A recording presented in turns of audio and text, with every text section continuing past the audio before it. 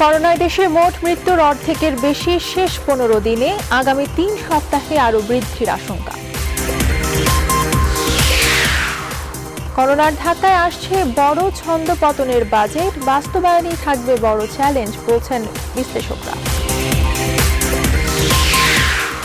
স্পেনের পর করোনার দাপট কমতে শুরু করেছে যুক্তরাষ্ট্রে, অ্যান্টিবডি চিকিৎসাতেই ভরসা রাখছেন বিজ্ঞানীরা। দেশে দেশে বর্ণবাদ বিরোধী বিক্ষোভ, ব্রিটেনে দাস ব্যবসায়ীর মূর্তি উচ্ছেদ নদীতে ছুঁড়ে ফেলল প্রতিবাদকারীরা। এবং সীমিত আকারে শুরু হচ্ছে চলচ্চিত্রের শুটিং, সকলকেই করতে হবে করোনা টেস্ট, আক্রান্ত হলে দায় নিতে হবে পরিচালককে। রেইনবো অলরাউন্ডার এক্সটেরিয়র পেইন্ট, বাংলাদেশের আবহাওয়া উপযোগী একমাত্র পেইন্ট। স্বাগত বেলা 12টার সংবাদে আপনাদের সঙ্গে আছি আমি তাসনিমে জান্নাত অর্থী। এতক্ষণ দেখছিলেন সংবাদ শিরোনাম, এবারে বিস্তারিত। 21 মে থেকে 4 জুন এই 15 দিনে করোনা ভাইরাসে আক্রান্ত হয়ে মৃতের সংখ্যা মোট মৃত্যুর অর্ধেকের বেশি। 18 মার্চ প্রথম মৃত্যুর পর ছোট ছোট লাফে এই মৃত্যুর হার বৃদ্ধিতে শঙ্কা প্রকাশ করেছেন বিশেষজ্ঞরা। আগামী 2 থেকে 3 সপ্তাহের মৃত্যুর সংখ্যা আরও বাড়তে পারে বলে মনে করছেন তারা। পাশাপাশি অসচেতন হলে এই সংখ্যা যুক্তরাষ্ট্র, ফ্রান্সের মতো ব্যাপক হতে পারে। বিস্তারিত জানাচ্ছেন রিশাদ হাসান। বাংলাদেশে করোনায় আক্রান্ত হয়ে প্রথম মৃত্যুর ঘটনা ঘটে 18 মার্চ। 6 এপ্রিল থেকে 9 মে পর্যন্ত মৃত্যু ছিল 10 জনের মধ্যে। 10 থেকে 17 মে পর্যন্ত এই মৃত্যু 11 থেকে 19-এর মধ্যে। 18 থেকে 30 মে পর্যন্ত এই মৃত্যু ছিল 20 থেকে 28-এর মধ্যে। আর 31 মে থেকে 4 জুন পর্যন্ত মৃতের সংখ্যা পৌঁছায় প্রতিদিন 35 থেকে 40-এ। এখানেই শেষ নয়, 18 মার্চ থেকে 20 মে পর্যন্ত যে মৃত্যু ছিল 386 জনে, তার পরবর্তী 4 জুন পর্যন্ত মাত্র 15 দিনেই সেই মৃত্যু দাঁড়ায় 395 জনে। অর্থাৎ সেই 15 দিনে মৃত্যু হয়েছে মোট মৃতের অর্ধেকের বেশি। সচেতনভাবে, সক্রিয়ভাবে রোগতত্ত্ব বিশেষজ্ঞ ও কোভিড জাতীয় কমিটির সদস্যরা বলছেন, ঢিলেঢালা নজরদারি ও জনগণের স্বাস্থ্যবিধি মেনে না চলায় বেড়েছে এই মৃত্যু। যে শিথিল অবস্থা, আমাদের ঈদের মার্কেটিং করা, ঈদের সময় আমাদের যাতায়াতের যে অবস্থা এবং ঈদের সময় সামাজিক মেলামেশা, এবং এখন তো ঈদের পরে 31 মে থেকে আমাদের সবকিছু খুলে দেওয়া হলো। স্বাস্থ্যবিধিগুলো কেউ মানছে না। তৃতীয়ত মানুষের সচেতনতার অভাব। এই 3টি কারণেই আমার মনে হয় যে বিগত সময়টাতে আমাদের আক্রান্ত ও মৃত্যুর হার বেড়েছে। কঠোর নজরদারির মাধ্যমে পরিস্থিতি নিয়ন্ত্রণে আনতে না পারলে আগামী 2 থেকে 3 সপ্তাহে এই মৃত্যু বাড়ার পাশাপাশি ছাড়িয়ে যেতে পারে যুক্তরাষ্ট্র ও ফ্রান্সকেও, বলছেন বিশেষজ্ঞরা। সাধারণত 3 সপ্তাহের মাথায় তাদের অবস্থার অবনতিটা হতে থাকে। 3 থেকে 4 সপ্তাহের মধ্যে আমরা সেই পরিণতিটা দেখি। সেইটা আমাদের আরো সামনে অপেক্ষা করছে। সরকারও যদি সঠিক পদক্ষেপ না নেয় তাহলে আসলে এটা বাড়ার সম্ভাবনা আছে। এছাড়াও আক্রান্ত বৃদ্ধির সাথে সাথে এর প্রভাব দেশের চিকিৎসা ক্ষেত্রে পড়বে বলে মন্তব্য তাদের। আপনার প্রথম প্রশ্ন। রিশাদ হাসান, নিউজ 24, ঢাকা। লিবিয়ায় 26 বাংলাদেশি হত্যার ঘটনায় পাচার চক্রের 4 সদস্যকে গ্রেফতার করেছে পুলিশ। এ বিষয়ে মহানগর পুলিশ কার্যালয়ে চলছে ব্রিফিং, আমরা সরাসরি চলে যাচ্ছি সেখানে। তাদের বাড়িঘর এবং আত্মীয় স্বজন, তাদের মাধ্যমেও খোঁজখবর নেওয়ার চেষ্টা করি এবং টোটাল চক্রটা কিভাবে এই অপরাধ সংগঠিত করে সেই বিষয়ে তদন্ত করি। ইতিমধ্যে আমরা ঢাকা মহানগর পুলিশের ডিবিতে 4টি মামলা হয়েছে। 4টি মামলায় গতকালকে 2 জন 164 ধারায় জবানবন্দি দিয়েছে। আমরা এদের যে অপরাধ কর্মকাণ্ড এবং যেইভাবে বাংলাদেশ থেকে তারা রিক্রুট করে নিয়ে যায় তার একটা প্রবাহ চিত্র আমরা খুঁজে পেয়েছি। আমরা চেষ্টা করেছি যে এই অপরাধটার গভীরে পৌঁছে টোটাল বিষয়টা কিভাবে সংগঠিত হয়, অপরাধটা কেন তারা যায় এবং এটাকে আইনি প্রক্রিয়ার মাধ্যমে কিভাবে বন্ধ করা যায় এবং যারা অপরাধী তাদের শাস্তির ব্যবস্থা করা যায়। এই সব বিষয়টা মাথায় নিয়েই আমরা আমাদের তদন্ত কার্য শুরু করি। তো আমরা যেটা পেয়েছি যে বিশেষ করে অনেক জনগোষ্ঠী, যেমন কিশোরগঞ্জ, ময়মনসিংহ, ভৈরব, মাদারীপুর, শরীয়তপুর ইত্যাদি এলাকার বেশি সংখ্যক লোক মারা গিয়েছে এবং ওই এলাকাগুলো থেকেই ইতালি কিংবা ইউরোপে, বেনগাজি, লিবিয়া ওই সমস্ত জায়গার জন্য বেশি আগ্রহী থাকে। এর কারণ হিসেবে আমরা দেখেছি যে এই জায়গাগুলো থেকে অনেক আগে থেকেই অধিক সংখ্যক লোক ইউরোপে বসবাস করে এবং তাদের মাধ্যমে আত্মীয় স্বজন বিভিন্নভাবে যোগাযোগ করে তাদের মধ্যেই বাইরে যাওয়ার আগ্রহটা বেশি তৈরি হয়। এই কারণেই এই এলাকাগুলোর মধ্যে আপনার বেশি সংখ্যক লোক ওই জায়গার প্রতি যাওয়ার আগ্রহ প্রকাশ করে বেশি। তো আমরা যে রুটগুলি পেয়েছি মোটামুটি 4টা রুটে তারা লিবিয়া পর্যন্ত পৌঁছায়। তার মধ্যে একটা রুট হলো ঢাকা হয়ে দুবাই হয়ে আলেকজান্দ্রিয়া বেনগাজিতে পৌঁছায়। আরেকটা রুট হলো চিটাগং দিয়েও যাও, চিটাগং থেকে দুবাই হয়ে তিউনিসিয়া হয়ে আবার বেনগাজিতে পৌঁছায়। আবার বেনাপোল হয়ে কলকাতায় গিয়ে ইন্ডিয়াতে যায়। ইন্ডিয়াতে গিয়ে অনেক সময় তারা ইন্ডিয়ান পাসপোর্ট তৈরি করে আইডি করে কি বলে ইন্ডিয়াতে বিভিন্ন জায়গার সময় তারা পরিচিত লোকদের মাধ্যমে ওখান থেকে আবার ইন্ডিয়ান পাসপোর্টেও তারা যাওয়ার চেষ্টা করে। আর টোটাল আবার একটা বেনাপোল কলকাতা হয়ে আবার আলেকজান্দ্রিয়া হয়ে তারপরে আবার বেনগাজিতে, এই 4টা রুটেই তাদের কমিউনিকেশনসটা হয়। তো টোটাল প্রক্রিয়াটার মধ্যে ইউরোপে যেহেতু কোনো ভিসা দেওয়া হয় না, ইউরোপে সাধারণত স্টুডেন্ট ভিসা, ট্যুরিস্ট ভিসা এবং বিজনেস ভিসা, এর বাইরে কিন্তু বসবাসের জন্য কাজ করার জন্য কোনো ভিসা দেওয়া হয় না। ফলে তারা যেটা করে, তারা এখান থেকে ট্যুরিস্ট ভিসায় অনারাইভেল ভিসা যে সমস্ত স্টেটগুলোতে আছে, অনারাইভেল ভিসা নেওয়ার জন্য বাংলাদেশ এবং ইন্ডিয়ার ওই অংশগুলো থেকে ওই দুবাই যায়, গিয়ে ওখান থেকে আবার অনারেবল বিষয় নিয়ে বেনগাজিতে বা লিবিয়াতে চলে যায়।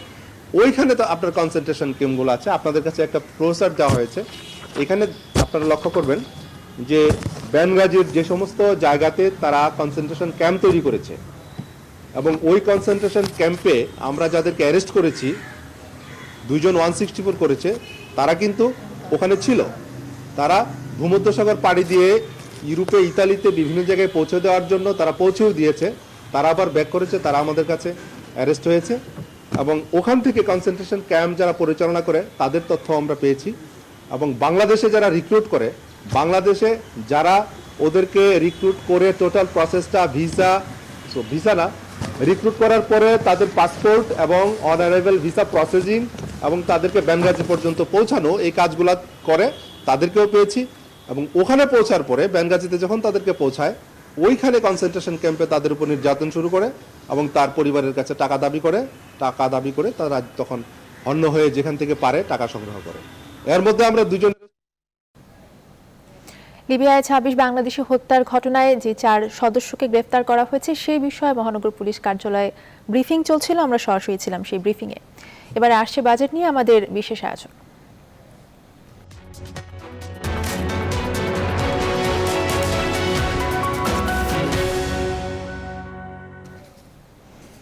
করোনার ধাক্কায় বড় ছন্দ পতনের বাজেট তৈরি করতে হচ্ছে সরকারকে। টানা 1 দশকেরও বেশি সময় ক্ষমতায় থাকা সরকার এরই মধ্যে 11টি বাজেট তৈরি করেছেন। অভিজ্ঞতার পাল্লা ভারী হলেও আসছে বাজেট বাস্তবায়নে বড় ধাক্কা সামলাতে হবে সরকারকে। অর্থনীতি বিশ্লেষকরা বলছেন, করোনাকালীন দুর্যোগকে সুযোগ হিসেবে কাজে লাগিয়ে আসছে বাজেট করতে হবে অভিনব এবং উদ্ভাবনীমূলক। বিস্তারিত বাবু কামরুজ্জামানের রিপোর্টে। স্বাধীন বাংলাদেশে এ পর্যন্ত 48 বার পাশ হয়েছে জাতীয় বাজেট। 1972 সালে ঘোষিত প্রথম বাজেটের আকার 786 কোটি টাকা হলেও গাণিতিক হিসাবে তা বেড়েছে বহুগুণ। প্রায় 712 গুণ বেড়ে আসছে বাজেটের আকার হচ্ছে 5,68,000 কোটি টাকা। করোনাকালীন এই সময়েও অভ্যন্তরীণ সম্পদ আহরণ বা রাজস্ব আদায়ে রাখা হচ্ছে বড় উচ্চাকাঙ্ক্ষা। এনবিআর এর লক্ষ্য ধরা হচ্ছে 3,30,000 কোটি টাকা। রাষ্ট্র ক্ষমতার টানা 3 মেয়াদে এ পর্যন্ত 11টি বাজেট পাশ করেছে আওয়ামী লীগ সরকার। তবে করোনার ছোবলে এবারই প্রথম বড় ছন্দপতন। 2010, 11, 12, 13 অর্থ বছরগুলোকে আমি একটু ভিন্নভাবে মূল্যায়ন করি, কারণ সেই সময় সরকার যে সমস্ত সংস্কারধর্মী পদক্ষেপ নিয়েছে বাজেটের পাশাপাশি, সেগুলি বাংলাদেশে প্রবৃদ্ধিতে বড় ধরনের অবদান রেখেছে। দুঃখের বিষয় যে 2012-13 পরের থেকে এই সংস্কারমুখী উদ্যোগগুলো একটু স্তীমিত এবং ম্রিয়মাণ হয়ে গেছে। করোনাকালীন এই সময়ে অপ্রাতিষ্ঠানিক খাতে বিপুল সংখ্যক জনগোষ্ঠী কর্মহীন হয়ে পড়েছে। শুধু তাই নয়, সিপিডির এক সমীক্ষা বলছে করোনাকালে উৎপাদন উল্লেখযোগ্য হারে কমেছে। বড় প্রতিষ্ঠানের 50%, মাঝারি খাতে 36% এবং ক্ষুদ্র প্রতিষ্ঠানের উৎপাদন কমেছে 33%। শিল্পকে পুনরুজ্জীবিত করতে হবে। শিল্প ইতিমধ্যে এই 2-2.5 মাসে মুখ থুবড়ে পড়েছে, ব্যবসা বাণিজ্য সমস্ত স্থবির হয়ে গেছে। এটাকে রাইট ট্র্যাকে নিয়ে আসতে হবে, তা না হলে যেটা হবে কর্মসংস্থান সংকুচিত হবে। কৌশল হবে যথাযথ বাস্তবায়ন, দ্রুত বাস্তবায়ন, স্বাস্থ্য, কৃষি, শিক্ষা, অবকাঠামো, এগুলো তো অবশ্যই প্রাধান্য অব্যাহত থাকবে। আমাদের অর্থনীতি পুনর্জীবনের ক্ষেত্রে এই প্রাধান্যগুলো আমাদের মৌলিক চাহিদা হিসাবে বিবেচিত হবে। চলমান এই দুর্যোগকে সুযোগ হিসেবে কাজে লাগিয়ে আসছে বাজেট, তাই বাড়তি উদ্ভাবনীমূলক করার পরামর্শ এই অর্থনীতি বিশ্লেষকের। আমরা একটি রূপান্তরমুখী পরিবর্তনের লক্ষ্যে যে সমস্ত সংস্কারগুলি আমাদের থমকে আছে, আমাদের ব্যাংকিং খাতে, পুঁজিবাজারে, কর আহরণের ক্ষেত্রে, সেই সমস্ত জায়গাগুলিতে আমরা আরো গুরুত্ব আরোপ করে একটা নতুন ধারণা, নতুন ধারার সৃষ্টি করতে পারবো, এইটি প্রত্যাশা। বাংলাদেশের সম্ভাবনাময় খাত চিহ্নিত করে বিনিয়োগ আকর্ষণে বিশেষ পদক্ষেপ না নেওয়া গেলে অর্থনৈতিক পুনরুদ্ধার সম্ভব নয় বলে মত সংশ্লিষ্টদের। বাবু কামরুজ্জামান, নিউজ 24, ঢাকা। টার্মিনালে স্বাস্থ্যবিধি কিছুটা মানা হলেও মাঝপথে অতিরিক্ত যাত্রী নেওয়ার অভিযোগ বরিশালের দূরপাল্লার বাসের বিরুদ্ধে। একই সঙ্গে অতিরিক্ত ভাড়ার অভিযোগও রয়েছে। এদিকে অতিরিক্ত ভাড়ার অভিযোগ না থাকলেও স্বাস্থ্যবিধি মানা হচ্ছে না লঞ্চে, ফলে যাতায়াত নিয়ে দোটানায় যাত্রীরা। তবে নিজ নিজ অভিযোগ অস্বীকার করেছেন সংশ্লিষ্টরা। এদিকে স্বাস্থ্যবিধি নিশ্চিতে কিছুটা তৎপর রয়েছে স্থানীয় প্রশাসনও। রাহাত খানের এবং শাহিন সুমনের তথ্য ছবিতে দেখুন ডেস্ক রিপোর্ট। বরিশাল নগরের নথুল্লাবাদে কেন্দ্রীয় বাস টার্মিনালের চিত্র এটি। দূরপাল্লার বাসে যাত্রী স্বাভাবিক সময়ের তুলনায় কম। টার্মিনাল এলাকায় স্থানীয় প্রশাসন ও সেনাবাহিনীর টহলের কারণে স্বাস্থ্যবিধি কিছুটা মেনে চলা হয়।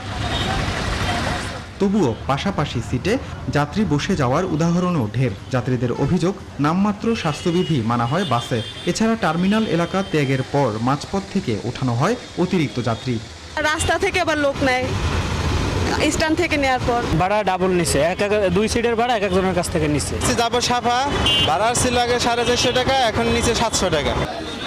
লঞ্চে অতিরিক্ত ভাড়ার অভিযোগ নেই, তবে টার্মিনালে স্বাস্থ্যবিধি মেনে চলার বালাই নেই। শারীরিক দূরত্বের নির্দেশনা এখানে প্রহসন মাত্র। লঞ্চের ভিতরের চিত্র আরও করুন। অভ্যন্তরীণ রুটের কোনো লঞ্চেই শারীরিক দূরত্ব মানা হয় না, পাশাপাশি বসেন যাত্রীরা। সরকারিভাবে বলছে সেটা সামাজিক দূরত্ব সম্পূর্ণভাবে মানা হচ্ছে না। ঝুঁকি তো একটু আছে, আর কি করা যায় বলেন, আর যাইতে লঞ্চ ছাড়তেছে না, মানুষ উঠতে আছে। তবে এসব অভিযোগ স্বীকার করেননি বাস ও লঞ্চ সংশ্লিষ্টরা। সদুত্তর নেই বাসে মাঝপথে যাত্রী তোলার অভিযোগেরও।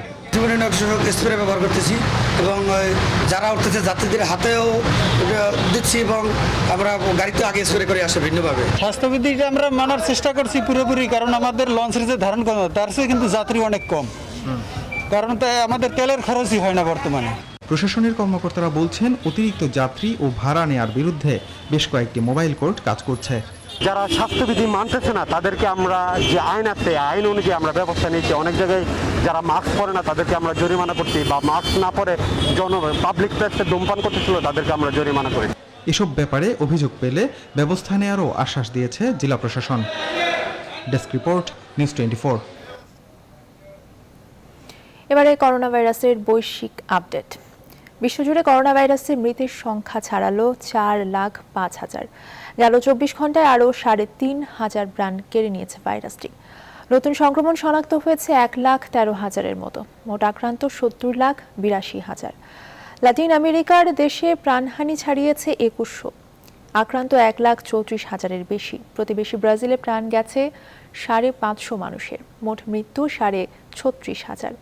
আক্রান্ত প্রায় 7 লাখ। রোববার দিনের সর্বোচ্চ মৃত্যু দেখেছে চীন। 2.5 মাস পর করোনায় একদিনে 400-র কম মৃত্যু রেকর্ড করেছে যুক্তরাষ্ট্র। মোট প্রাণহানি 1,12,000। আক্রান্তের সংখ্যা ছাড়িয়েছে 20 লাখ। মেক্সিকো, পেরুতেও মারা গেছেন আরও 5 শতাধিক মানুষ। যুক্তরাজ্য সহ ইউরোপের সব দেশেই অনেকটা কমেছে নতুন সংক্রমণ ও মৃত্যু। ভারতে আক্রান্ত ও মৃত অব্যাহতদের মধ্যে আজ লকডাউন শিথিল পর্বের দ্বিতীয় দফা শুরু। অর্থনীতির চাকা সচল করতে বেশি ভয় নিয়ে কাজে বেরোচ্ছে অনেকে। সারা বিশ্বে এ পর্যন্ত সুস্থ হয়ে বাড়ি ফিরেছেন 34,54,000 মানুষ।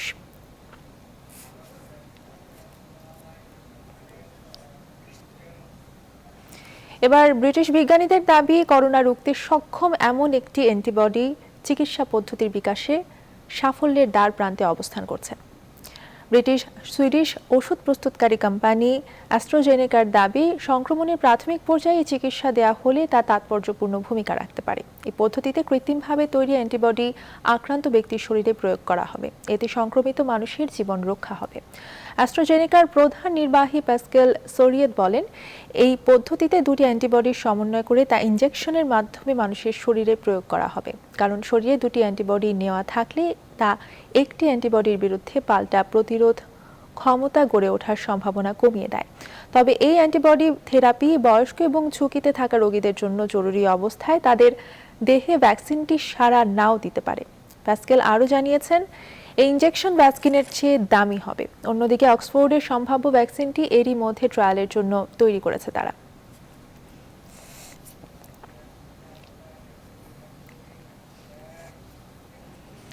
যুক্তরাষ্ট্রে পুলিশি নির্যাতনে কৃষ্ণাঙ্গ নাগরিক জর্জ ফ্লয়েড হত্যার ঘটনা 2 সপ্তাহ পার হলেও বিচারের দাবিতে কমছে না বিক্ষোভ। তবে চলমান বিক্ষোভে পরিস্থিতির নিয়ন্ত্রণে থাকায় ওয়াশিংটন ডিসি থেকে সেনা প্রত্যাহারের ঘোষণা দিয়েছেন মার্কিন প্রেসিডেন্ট ডোনাল্ড ট্রাম্প। তবে প্রয়োজন পড়লে তাদের দ্রুত ফিরিয়ে আনা হবে বলে রোববার এক টুইট বার্তায় জানান তিনি। এদিকে জর্জ ফ্লয়েড হত্যার জেরে আলোচনায় আসা মিনিয়াপলিসের স্থানীয় কাউন্সিল সদস্যরা সেখানকার পুলিশ বিভাগই ভেঙে দেওয়ার কথা বলেছেন, যাকে চলমান আন্দোলনের বড় অর্জন মনে করা হচ্ছে। স্থানীয় কাউন্সিলের 13 জন সদস্যের মধ্যে 9 জনই শহরে জননিরাপত্তার একটি নতুন মডেলের কথা বলছেন। এদিকে পুলিশি খাতে বাজেট কমিয়ে শিক্ষা খাতে তহবিল বাড়ানোর মত অনেকের। যুক্তরাষ্ট্রে চলমান বর্ণবাদ বিরোধী বিক্ষোভ ছড়িয়ে পড়েছে দেশটির বাইরেও। যুক্তরাজ্যের ব্রিস্টলে 17 শতাব্দীর প্রভাবশালী এক দাস ব্যবসায়ীর মূর্তি ভেঙে নদীতে ফেলে দিয়েছে বিক্ষোভকারীরা। সংবাদ মাধ্যম বিবিসি জানিয়েছে, দ্বিতীয় দিনের মতো বিক্ষোভে ব্রিস্টলে শনিবার ওই দাস ব্যবসায়ীর মূর্তি উচ্ছেদ করে অ্যাভন নদীতে ছুঁড়ে ফেলে তারা।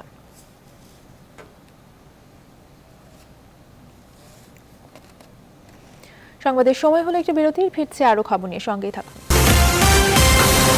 বিরতির পরে আবারও স্বাগত। আপনারা দেখছেন দুপুর 12টার সংবাদ। 2.5 মাস বন্ধ থাকার পর বেনাপোল স্থলবন্দর দিয়ে আমদানি শুরু হয়েছে। সোমবার সকাল থেকে ওপারে ট্রাক ঢুকছে বাংলাদেশে। এর আগে পরীক্ষামূলকভাবে 24টি ট্রাক পণ্য নিয়ে বেনাপোলে প্রবেশ করে। এই বন্দর দিয়ে রপ্তানিও শিগগিরই চালু হবে বলে জানা গেছে। রিপন হোসেনের তথ্য ছবি নিয়ে দেখুন ডেস্ক রিপোর্ট। বেনাপোল স্থলবন্দর থেকে কলকাতা শহরের দূরত্ব মাত্র 83 কিলোমিটার। এই পথে কলকাতা থেকে মাত্র 3 ঘন্টায় বেনাপোলে পণ্যবাহী ট্রাক পৌঁছাতে পারে। তাই এই বন্দরের গুরুত্ব দেশের অন্য যে কোনো স্থলবন্দরের চেয়ে বেশি। করোনা সংকটে বাংলাদেশ ভারত দুদেশে চলা লকডাউনের কারণে 2.5 মাস বন্ধ থাকে আমদানি রপ্তানি। এই সময়ে অন্তত 5,000 ট্রাক আমদানি পণ্য নিয়ে ভারতের পেট্রাপোলে আটকে পড়ে। এতে বিপুল আর্থিক ক্ষতির মুখে পড়েন ব্যবসায়ীরা। কয়েক দফায় বাণিজ্য চালুর প্রস্তুতি নেওয়া হলেও পেট্রাপোলে স্থানীয়দের বাধায় তা হয়নি। অবশেষে সোমবার সকাল থেকে পণ্য আমদানি চালু হওয়ায় খুশি বন্দর সংশ্লিষ্টরা। যেসব আমদানিকারকের পচনশীল দ্রব্য থাকে তাদের তো মনে করেন যে আরো অনেক বেশি ক্ষতির সম্মুখীন হয়। তারা দেখা যাচ্ছে যদি এক সপ্তাহ যে কোনো কারণে 3 দিন 4 দিন যদি আপনার বন্ধ হয়ে যায়, সেক্ষেত্রে পচনশীল দ্রব্য যারা আমদানি করে ওনারা সবচেয়ে বড় মনে করেন যে ব্যবসায়িক ক্ষতির সম্মুখীন হয়। তা আশা করি যে গভর্নমেন্ট যে দৃষ্টিতে দিয়েছেন, কাস্টমসরা যদি সেই দৃষ্টিটা আমাদের দিকে দেন, তাহলে আমরা সব ব্যবসায়ীরা কিন্তু আরো অনেক লাভবান হব। এর আগে রোববার দুদেশের স্বাস্থ্যকর্মীদের উপস্থিতিতে ভারত থেকে 24টি ট্রাক ঢুকে বাংলাদেশে। সংশ্লিষ্টরা বলছেন, স্বাস্থ্যবিধি মেনে দুদেশের বাণিজ্য চালু করার উদ্যোগ নেওয়া হয়েছে। আমদানির জন্য বেনাপোল পোর্ট দিয়ে প্রবেশ করছে। যতটুকু জানা যাচ্ছে, ভারতীয় কাস্টমস কর্তৃপক্ষের সঙ্গে আলোচনার মাধ্যমে আমদানি রপ্তানি কার্যক্রম স্বাভাবিক কাজ শুরু করার প্রচেষ্টা চলছে। স্বাভাবিক সময়ে এই বন্দর দিয়ে প্রতিদিন গড়ে 600 ট্রাক যাতায়াত করে। Desk report, news 24। বর্ষা মৌসুম শুরুর আগেই রংপুরে তিস্তা নদীতে ভয়াবহ ভাঙন দেখা দিয়েছে। গেল কয়েকদিনের ভাঙনে নদী গর্ভে বিলীন হয়েছে 3 শতাধিক পরিবারের বসতভিটা, কয়েকশো বিঘা ফসলি জমি সহ বহু স্থাপনা। ভিটে মাটি হারিয়ে মানবেতর জীবনযাপন করছেন নদী তীরবর্তী মানুষ। তবে ভাঙন রোধে এরই মধ্যে নানা উদ্যোগ নিয়েছে পানি উন্নয়ন বোর্ড। রেজাউল করিম মানিকের তথ্য ছবি নিয়ে দেখুন ডেস্ক রিপোর্ট। তিস্তায় পানি বাড়ার সাথে সাথেই শুরু হয়েছে ভয়াবহ ভাঙন। গেল কয়েকদিনের ভাঙনে রংপুরের গঙ্গাচড়ার কোলাকন্দ ও আলমবিদির ইউনিয়নের বাড়িঘর, আবাদি জমি সহ বহু স্থাপনা নদীগর্ভে বিলীন হয়েছে। হুমকির মুখে রয়েছে স্কুল, মাদ্রাসা, মসজিদ সহ বিভিন্ন স্থাপনা। নদী ভাঙনে ভিটে মাটি সবকিছু হারিয়ে মানবেতর জীবনযাপন করছেন ভাঙন কবলিতরা। তিস্তা নদী পানি বাড়ার কারণে আমাদের এখানে মোট 7টা বাড়ি ভাঙছে, আরো 6-7টা বাড়ি ভাঙার উপক্রম হয়েছে। এই বানের পানিতে নদী খুবই ভাঙিয়ে একেবারে রাস্তা ভাঙিয়ে বাদামের ভূমি অর্ধেক নামে গেছে। 100 থেকে 110টি ঘর বাড়ির মতো নদীতে বিলীন হয়ে গেছে। ভাঙন রোধে দ্রুত ব্যবস্থা নেওয়ার দাবি জানিয়েছেন স্থানীয় জনপ্রতিনিধি। 2-4 দিনের মধ্যে টিআর প্রকল্পের মাধ্যমে আমাদের বালাপাড়া ইউনিয়ন, এই তিস্তার পারে আমার যে ইউনিয়ন 3টি মৌজা রক্ষার জন্য আমাদের বালাপাড়া ইউনিয়নের টিআর প্রকল্প হইতে আমি হয়তো আগামী পরশু দিন থেকে কার্যক্রম শুরু করব। ভাঙন রোধে এরই মধ্যে নানান উদ্যোগ নেওয়া হয়েছে বলে জানালেন সংশ্লিষ্টরা। ঢাকা থেকে টেকনিক্যাল টিম অলরেডি চলে আসছে, মাঠ পর্যায়ে ভিজিট করে আমাদের প্রয়োজনীয় ব্যবস্থা নেব যাতে আমরা ভাঙন প্রতিরোধ করতে পারি। বর্ষা মৌসুম শুরুর আগেই তিস্তার ভাঙন রোধে প্রশাসন দ্রুত কার্যকর পদক্ষেপ নেবে এমন প্রত্যাশা এলাকাবাসীর। Desk report, news 24। নিচ্ছে আরও একটি বিরতি, সাথেই থাকুন। বিরতির পরে আবারও স্বাগত। আপনারা দেখছেন দুপুর 12টার সংবাদ। এবারে অর্থ বাণিজ্য সংবাদ।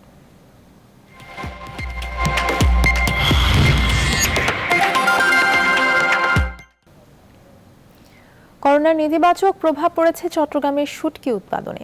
দেশে উৎপাদিত শুটকির সরবরাহ চাহিদার তুলনায় অনেক কম হওয়ায় আমদানি নির্ভর হয়ে পড়েছে ব্যবসা। বর্তমানে বাজার দখল করেছে ভারত, মিয়ানমার ও মধ্যপ্রাচ্যের শুটকি। তবে শুটকির দাম বেড়ে যাওয়ায় হতাশ সাধারণ ক্রেতারা। নয়নপুর আজয়ের তথ্য ছবিতে দেখুন ডেস্ক রিপোর্ট। দক্ষিণ পশ্চিম বঙ্গোপসাগরের তীর ছাড়াও চট্টগ্রামের কর্ণফুলী সহ বিভিন্ন নদীর তীরে গড়ে উঠেছে শুটকি পল্লী। এখানে প্রতিদিন সকাল থেকে সন্ধ্যা পর্যন্ত চলে শুটকি শুকানোর মহা উৎসব। তবে গেল 2 মাসের বেশি সময় ধরে করোনা ভাইরাসের নেতিবাচক প্রভাব পড়েছে শুটকি শিল্পেও। ব্যবসায়ীরা বলছেন, একদিকে করোনা, অন্যদিকে সাগরে মাছ ধরার উপর নিষেধাজ্ঞা থাকায় মাছের অভাবে শুটকি উৎপাদন ব্যাহত হচ্ছে। এখন তো করোনার বলিতে এখন সরকারি ভাবে এখন মাছের পাওয়া যায় খুব কম। আগে হয়তো যে 100% হয়তো 80% হয়তো কমে গেছে, 20% এরকম আছে আর কি। আড়তদাররা বলছেন, দেশে উৎপাদিত শুটকির সরবরাহ চাহিদার তুলনায় অনেক কম হওয়ায় আমদানি নির্ভর হয়ে পড়ছে এই ব্যবসা। বর্তমানে মিয়ানমার, ভারত ও পাকিস্তান থেকে শুটকি আমদানি করা হচ্ছে। চট্টগ্রামে কক্সবাজারে উৎপাদিত শুটকিতে মনে করেন বাংলাদেশে খাবার হচ্ছে না, সে কারণে ইন্ডিয়া থেকে মনে করেন বার্মা থেকে ওই গ্যাপটা পূরণ করার জন্য আমাদের এখানে ওই মালগুলো আনতে হচ্ছে আর কি। করোনার বয়স বাংলাদেশের শুটকি উৎপাদন বন্ধ হয়ে গেছে, সেজন্য মিয়ানমার থেকে ওই ভারত থেকে মাল আনতে হয়। বর্তমান করোনা পরিস্থিতিতেও শুটকির দাম বেড়ে যাওয়ায় হতাশ ক্রেতারা। বর্তমান যুগে এখন বর্তমানে শুটকির দামটা অনেক বেশি, বেশিরভাগ ইসুনির দামে বাড়তি। দেশে চাহিদার মাত্র 30% শুটকি উৎপাদন হয়। প্রায় 35% আসে মিয়ানমার থেকে, 30% আসে ভারত থেকে, অবশিষ্ট 5% আসে পাকিস্তান, ওমান ও দুবাই থেকে। Desk report, news 24। সময় হলো আরও একটি বিরতি, সাথেই থাকুন। আবারও স্বাগত, দেখছেন দুপুর 12টার সংবাদ। করোনা টেস্ট করে সবাইকে অংশ নিতে হবে চলচ্চিত্রের শুটিংয়ে, মানতে হবে স্বাস্থ্যবিধিও। কেউ যদি শুটিং করতে এসে করোনায় আক্রান্ত হয় তাহলে প্রযোজক এবং পরিচালককে সেই দায় নিতে হবে।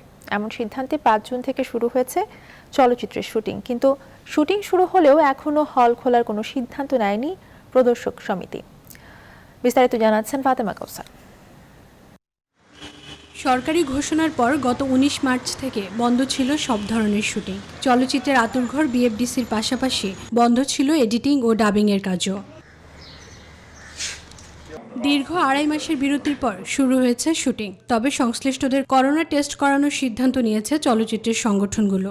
চলচ্চিত্র সেহেতু মারপিট এবং নাচ গান এবং হিরো হিরোইনের রোমান্টিক দৃশ্য থাকবে, সেখানে সামাজিক দূরত্বের বিষয়টি আছে। সেই ক্ষেত্রে আমরা বলেছি যে ইউনিটটি একটু ছোট করে সেখানে সকলকেই করোনা টেস্ট করে শুটিং এবং স্বাস্থ্য বিধি মেনে শুটিং করার জন্য। শুটিংয়ে অংশ নিয়ে যদি কেউ করোনা আক্রান্ত হয় তবে তার দায় নিতে হবে প্রযোজক এবং পরিচালককে। শিল্পীরাও চান শুটিং স্পটে সর্বোচ্চ সতর্কতা। সেফটি মেজার্সগুলো ইনশিওর করে কাজ করব, কারণ করোনার ভ্যাকসিন এখনো বাজারে আসেনি।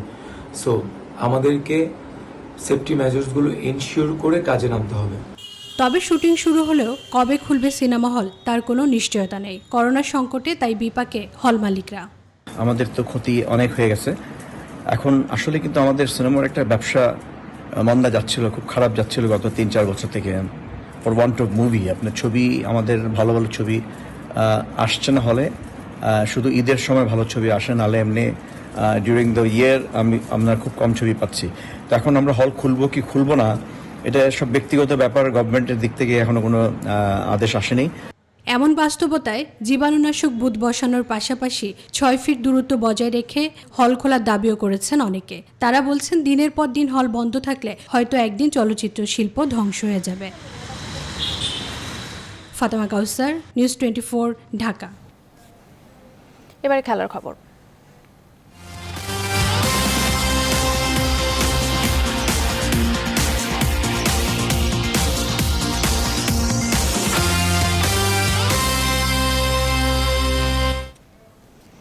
বাংলাদেশ শ্রীলঙ্কা সিরিজের সম্ভাবনা দেখছিল শ্রীলঙ্কা ক্রিকেট বোর্ড। এবার তারাই জানালো সিরিজটি নিয়ে তাদের শঙ্কার কথা। বাংলাদেশ না গেলে ভবিষ্যৎ নিয়ে ভেবে রেখেছে তারা। এসএলসির সেক্রেটারি মোহন ডিল সিলভা জানিয়েছে, শ্রীলঙ্কা প্রিমিয়ার লিগ আয়োজন করে টি-20 বিশ্বকাপের জন্য প্রস্তুতি নিতে চায় তারা। জুনের শেষ থেকে শ্রীলঙ্কা সফরে যাওয়ার কথা ছিল ভারতের, কিন্তু সিরিজটি স্থগিত করেছে লঙ্কান বোর্ড। করোনা ভাইরাস পরিস্থিতিতে জুলাই বাংলাদেশের সফর নিয়েও আশার আলো দেখছে না তারা। জুলাই বাংলাদেশের শ্রীলঙ্কা সফরে 3টি টেস্ট রয়েছে, যা আইসিসি টেস্ট চ্যাম্পিয়নশিপের অংশ।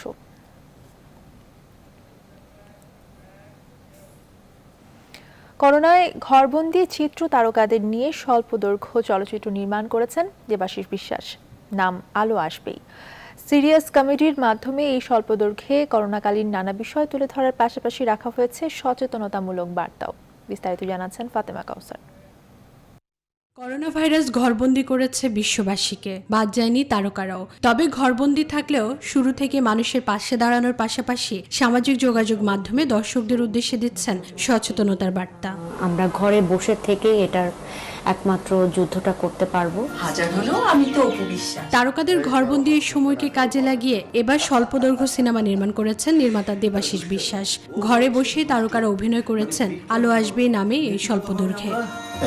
আমার ভাগ্য খুবই ভালো। করোনাকালীন অভিজ্ঞতার পাশাপাশি সচেতনতার বার্তা নিয়ে তৈরি এই স্বল্পদৈর্ঘ্য সিনেমায় প্রথমবারের মতো একসাথে অভিনয় করেছেন 17 জন তারকা। সবাই মিলে আমরা চেষ্টা করেছি করোনাকে নিয়ে এবং করোনার বিষয়বস্তুকে এবং করোনা সম্পর্কে সাবধানতা বা সচেতনতামূলক একটি আয়োজনে সবাইকে রাখতে। ব্যবসায়িক উদ্দেশ্য নয়, বরং দায়বদ্ধতার জায়গা থেকে কাজ করেছেন শিল্পীরা। নেননি কোনো পারিশ্রমিকও। তাদের বিশ্বাস সব আধার কেটে একদিন আলো আসবেই। আমরা চেষ্টা করেছি একটি সম্পূর্ণ চলচ্চিত্রের আবহ রাখতে এবং আশা করি আপনারা যারা দেখেছেন তারা নিরাশ হননি, আর যারা দেখেননি তারা দেখলে নিরাশ হবেন না। আমরা বিশ্বাস করি অমানিসার অন্ধকার কাটিয়ে একদিন আলো আসবে। শাহজাহান সৌরভের গল্প অবলম্বনে এই চিত্রনাট্য রচনা করেছেন নির্মাতা নিজেই। সঙ্গীতায়োজন করেছেন প্রীতম। আবহ সঙ্গীতে কাজ করেছেন ইমন সাহা। ফাতেমা কাউসার, নিউজ 24, ঢাকা। সংবাদ শেষ করব, যাবার আগে শিরোনামগুলো জানাচ্ছি আরো একবার।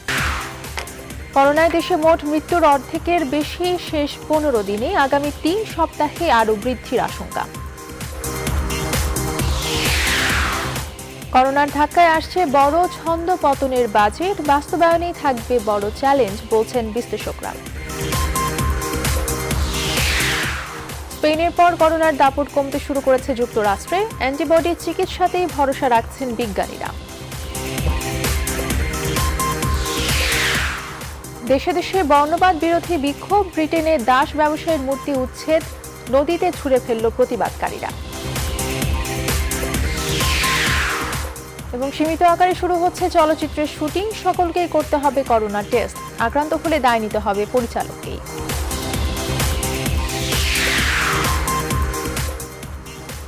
আর এই ছিল এখনকার আয়োজন। এতক্ষণ সঙ্গে থাকার জন্য ধন্যবাদ সবাইকে।